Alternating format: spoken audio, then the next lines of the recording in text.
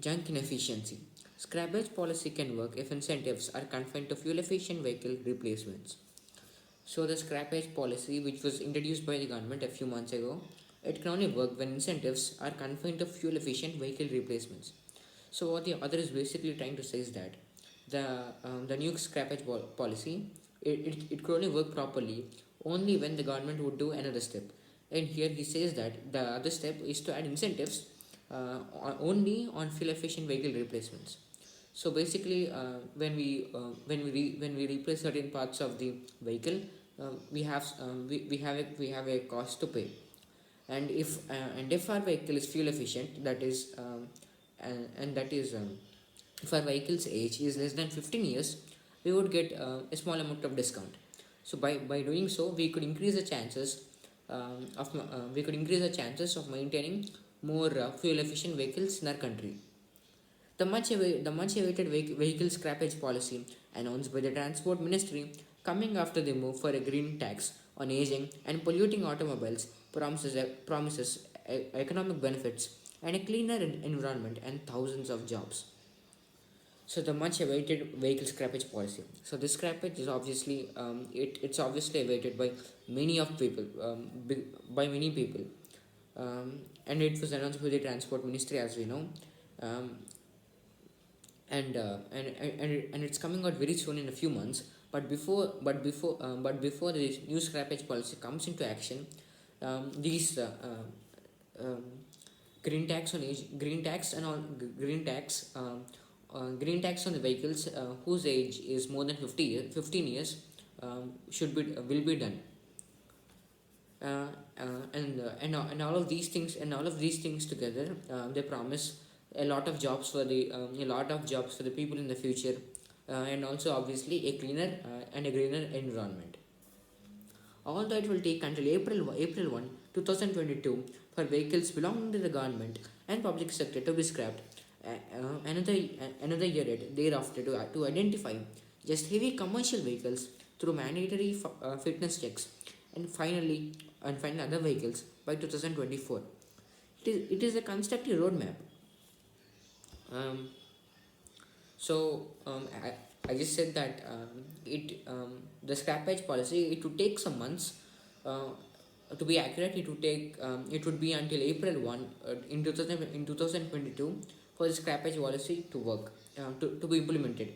And before that, we have the new law of green taxing on the vehicles which are polluting and which are not green.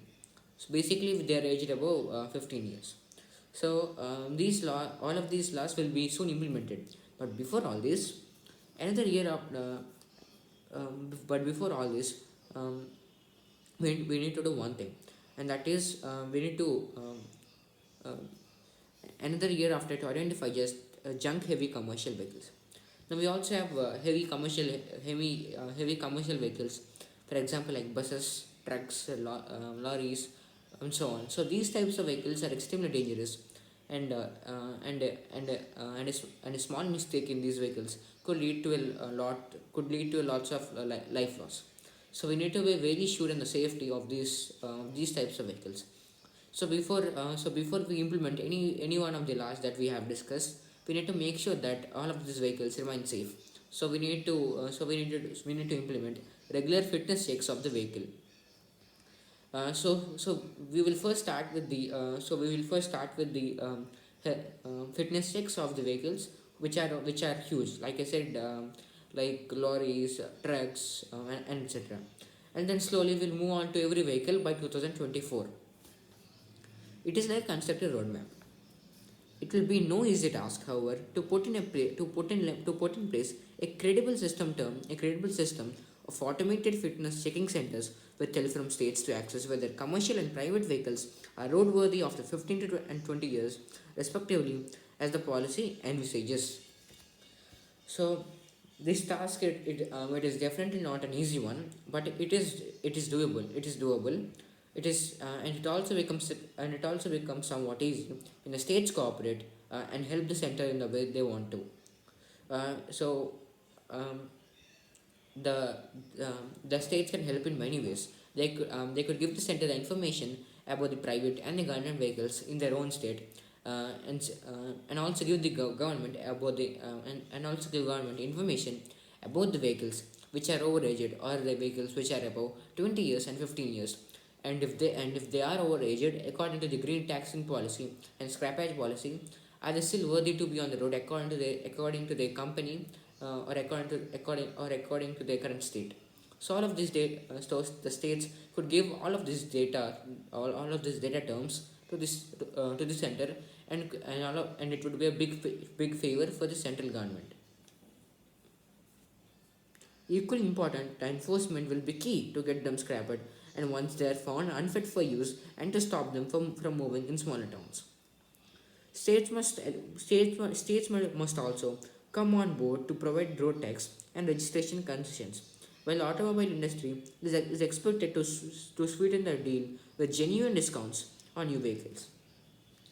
So the states could also help the center in this way. The states must come on board to provide road tax and registration concessions. So it should be giving concessions to the vehicles which are fuel efficient, or the vehicles which are basically aged below 15, or any age that the state want it to be.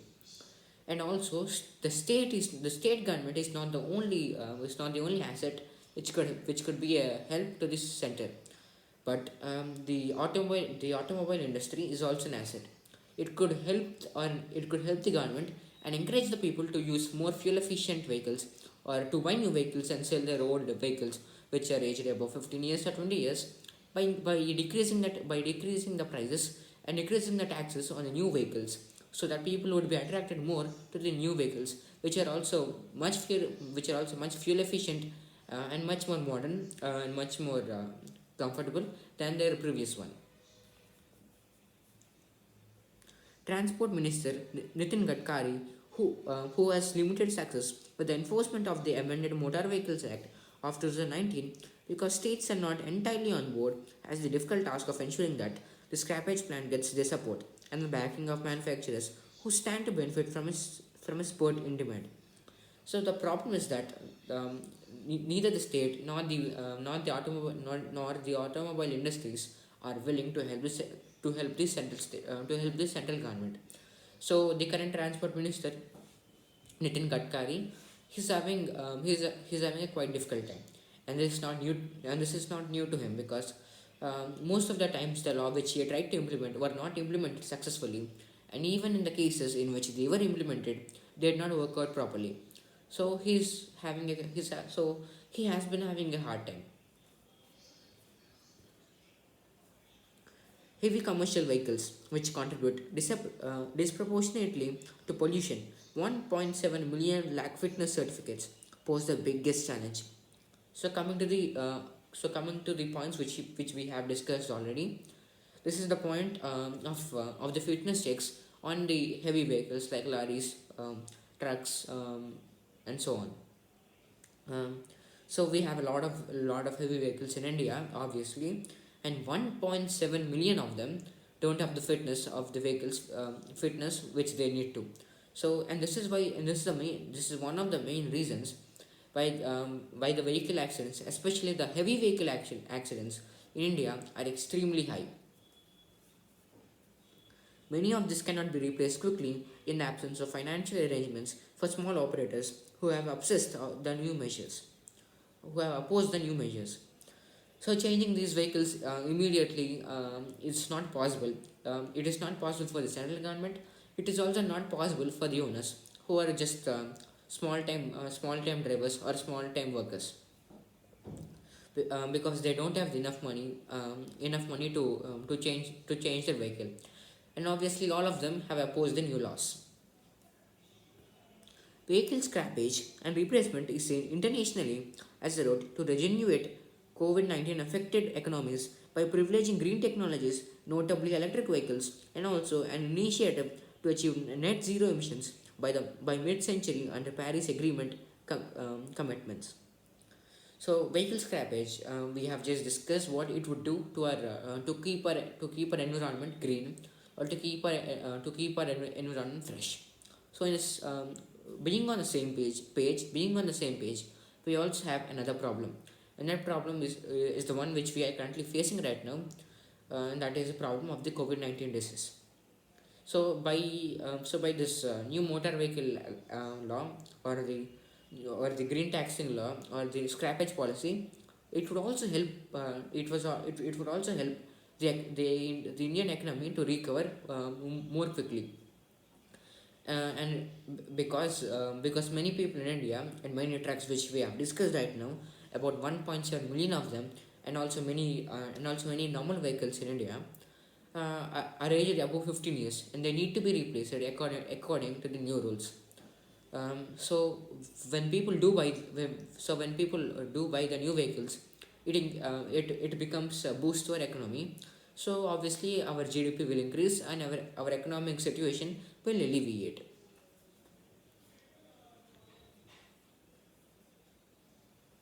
And also we would also achieve one of our goals, which is to uh, which is to record a total of net zero emissions or net zero pollutions by the vehicles in India. And this is a part of the Paris Agreement. India's automobile ecosystem is complex, with dominant legacy motors spanning fossil fuel driven vehicles and a nascent EV segment. The industry share pre-COVID was about 7.5% of the GDP, with significant downstream employment, but it also imposes a fuel import burden. The center has to arrive at a balance and have incentives that reward manufacturers of vehicles that are most fuel efficient. So the main theme of this whole editorial is this point. This the center it has to give some incentives. It has to give some incentives to the vehicle manufacturing companies, which would make their vehicles very fuel efficient, and if possible electric vehicles too. So if this becomes possible, it would be a huge leap both for the economic condition and also for the COVID-19 alleviation. Failure to prioritize fuel efficiency and mandate even higher standards and enhance taxes on fuel guzzlers will only repeat the mistakes of vehicle exchange programs abroad, where full environmental benefits could not be realized and taxpayers ended up subsiding inefficiency. So we also have another way to do what the central government decided to do, or at least what the other the center has to do. The first point, the, th- the this aspect is that the center could increase the taxes on fuel guzzling vehicles, or the vehicles which take a lot amount of fuel and are extremely fuel inefficient. So this it is a good plan, but it most probably won't work, because the last time when the central government implemented this type of action, it did not work out properly. So the center is not going to do this again, but instead it is going to follow the plan which we have just discussed.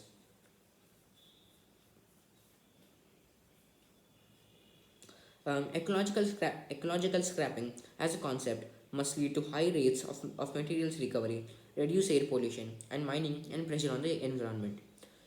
So if this plan succeeds, and when we get the new scrappage policy in 2021 April 1st, all of us should hope that this plan hopefully this plan works.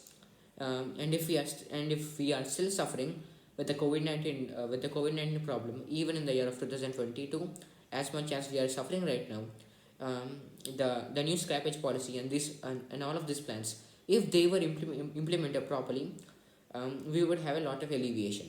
Thank you.